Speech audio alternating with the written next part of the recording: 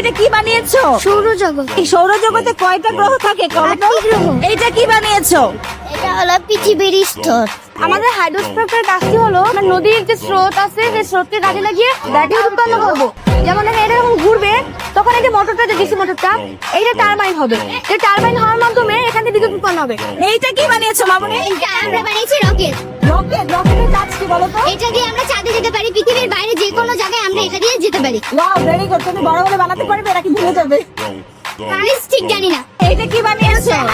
আমি এটা হাইড্রোলিক ব্রিজের কাজ কি? এটা যখন কোনো জাহাজ আসবে তখন এটা এভাবে খুলে এটা খুলে এখন তো ধরো জাহাজ আসছে, খুলে দেখাতে পারবে? একটু দেখাও তো। ও ওয়াও, ভাই কি সুন্দর হয়েছে। এটা কি চাইলে বাংলাদেশে সম্ভব? অবশ্যই পারবে তোমরা করতে? ইনশাআল্লাহ।